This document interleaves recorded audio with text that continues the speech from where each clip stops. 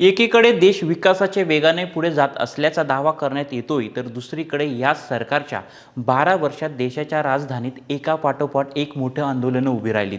कधी जवान रस्त्यावर उतरले, कधी शेतकरी दिल्लीच्या सीमेवर ठाण मांडून बसले, तर कधी महिलांनी शाहीनबागेत आंदोलन उभं केले. कधी देशातील आघाडीचे कुस्तीपटू न्यायासाठी रस्त्यावर उतरले आणि आता नीट आणि परीक्षा व्यवस्थेतील कथित गैरप्रकारांविरोधात विद्यार्थी आणि तरुणांचा आवाज जंतर मंतरवरती घुमतोय.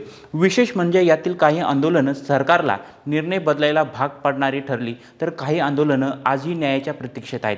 मोदी सरकारच्या 12 वर्षाच्या काळातील अशी कोणती मोठी आंदोलनं होती ज्यांनी देशाच्या राजकारणाची दिशा बदलली आणि प्रत्येक आंदोलनाचा शेवट नेमका कसा झाला, तेच या व्हिडिओच्या माध्यमातून पाहूया. सुरुवात करूया 2015 पासून. OROP आंदोलन म्हणजे माजी सैनिकांचा लढा. 2015 दिल्लीतील जंतर मंतर, हातात तिरंगा, अंगावर सैन्याचा गणवेश आणि सरकारविरोधात जोरदार घोषणाबाजी.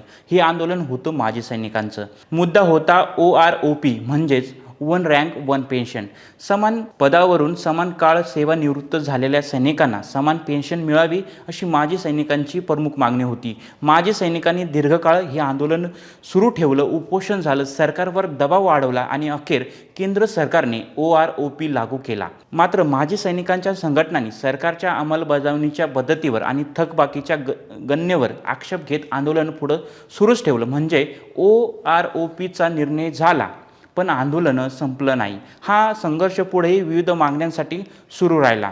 पण पुढचं आंदोलन होतं सरकारच्या निर्णयाविरोधात, तर देशातील वाढत्या असहिष्णुतेविरोधात. आवाड वापसी. लेखक, कलाकार आणि साहित्यिकांचा हा आंदोलन होतं 2015 मध्ये. देशाच्या सांस्कृतिक क्षेत्रात एक अभूतपूर्व आंदोलन उभं राहिलं. लेखक, साहित्यिक, कलाकार आणि बुद्धिजीवी वर्गातील अनेकांनी आपले पुरस्कार परत करण्यास सुरुवात केली. यालाच म्हटलं गेलं आवाड वापसी. या आंदोलनामागे दादरी हत्याकांड, विचारवंतांच्या हत्या आणि देशातील वाढत्या असहिष्णुतेचे वातावरण असल्याचा आंदोलकांचा दावा होता. काही लेखकांनी साहित्यिक संस्थांच्या भूमिकेवरही प्रश्न उपस्थित केले. मात्र सरकार आणि सत्ताधारी पक्षातील नेत्यांनी या आंदोलनाच्या हेतूंवर प्रश्नचिन्ह उपस्थित केलं. म्हणजेच हा केवळ पुरस्कार परत करण्याचा विषय राहिला नव्हता, तर देशातील अभिव्यक्ती स्वातंत्र्य, सहिष्णुता आणि सामाजिक वातावरणासह राष्ट्रीय पातळीवरील मोठी चर्चा सुरू झाली.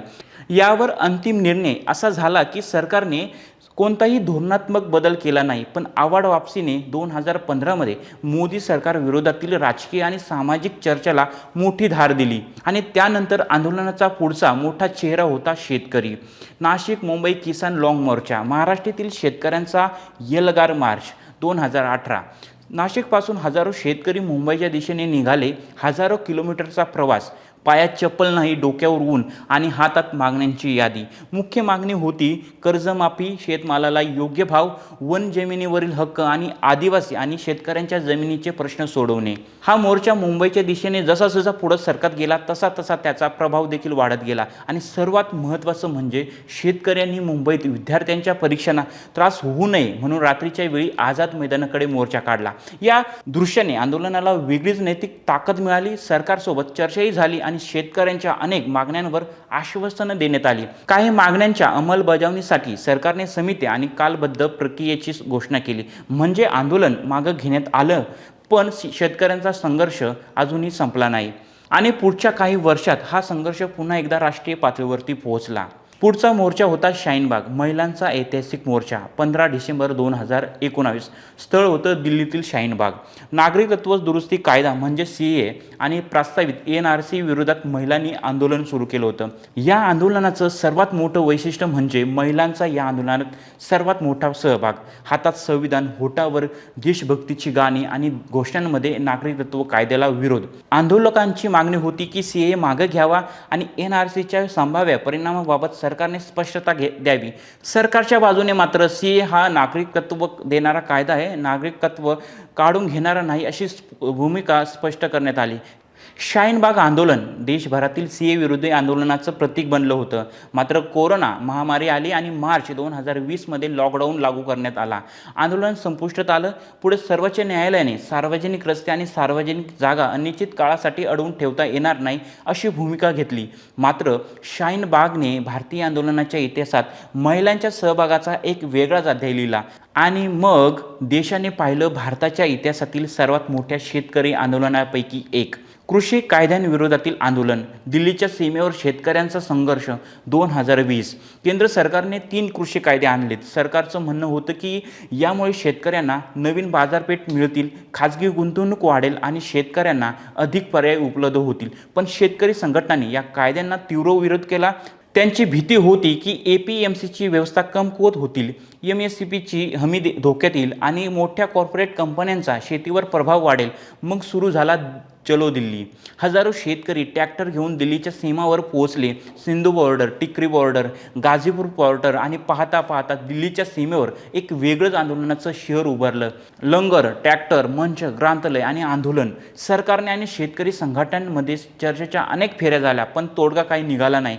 जानेवारी 2021 मध्ये सर्वोच्च न्यायालयाने 3 कृषी कायद्यांच्या अंमलबजावणीला स्थगिती दिली.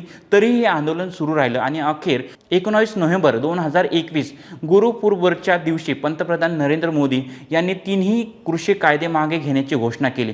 त्यानंतर संसदेत फार्म लॉज रिपील बिल मंजूर झाला. हा होता मोदी सरकारच्या काळातील सर्वात मोठ्या आंदोलनापैकी एक निर्णायक विजय. आंदोलनकर्त्यांनी सरकारला कायदे घेण्यास मागं भाग पाडलं. याच काळात झालेला संघर्ष आणि त्यातील मृत्यू यामुळे मोठा राजकीय वाद निर्माण झाला. पण एक गोष्ट स्पष्ट झाली की दीर्घकाळ चाललेले आंदोलन सरकारच्या निर्णयाला बदलू शकतो. आणि आता कृषी क्षेत्रानंतर देशाचं लक्ष वळालं ते क्रीडा क्षेत्राकडे. महिला कुस्तीपटू आंदोलन, न्यायासाठी पदकं रस्त्यावर. वर्ष होतं 2023. जंतर मंतरवर पुन्हा आंदोलन, पण यावेळी हातात होती देशासाठी जिंकलेली पदकं आणि आंदोलनकर्ते होते भारताचे आघाडीचे महिला कुस्तीपटू. त्यांनी तात्कालीन WFI अध्यक्ष ब्रिजभूषण शरण सिंह यांच्या महिला कुस्तीपटूंच्या लैंगिक छळाचे आरोप होते.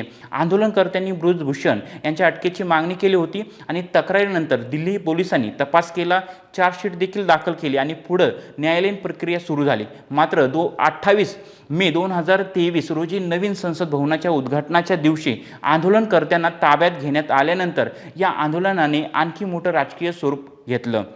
यानंतर भारतीय कुस्ती महासंघाच्या निवडणुकीवरही वाद झाला आणि या संपूर्ण प्रकरणाचा सर्वात भावनिक क्षण होता तो म्हणजे जेव्हा साक्षी मलिकने कुस्ती सोडण्याची घोषणा केली. विनेश फोगटने पद्मश्री आणि इतर पुरस्कार परत करण्याची भूमिका घेतली.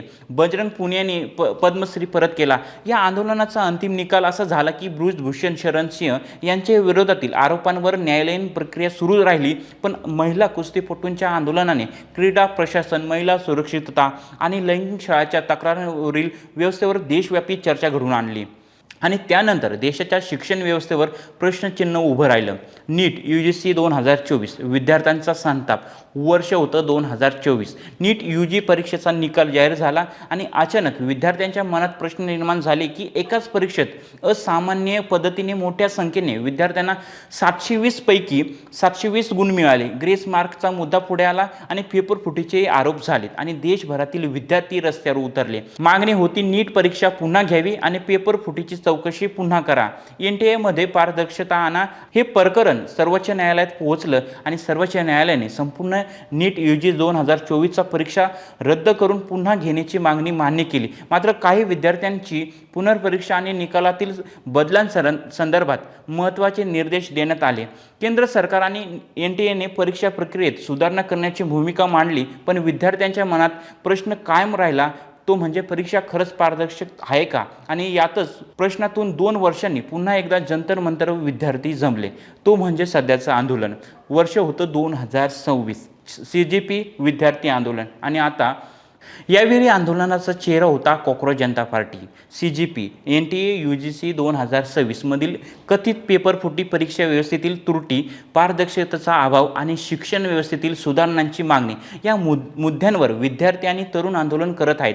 आंदोलनाची एक प्रमुख मागणी आहे की केंद्रीय शिक्षण मंत्री धर्मेंद्र प्रधान यांच्या राजीनाम्याची मागणी. यासोबतच परीक्षा व्यवस्थेत पारदर्शकता, पेपरफुटी रोखण्यासाठी कठोर यंत्रणा आणि दोषींवर कारवाई आणि विद्यार्थ्यांच्या भवितव्याची खेळ थांबवण्याची मागणी केली जात आहे.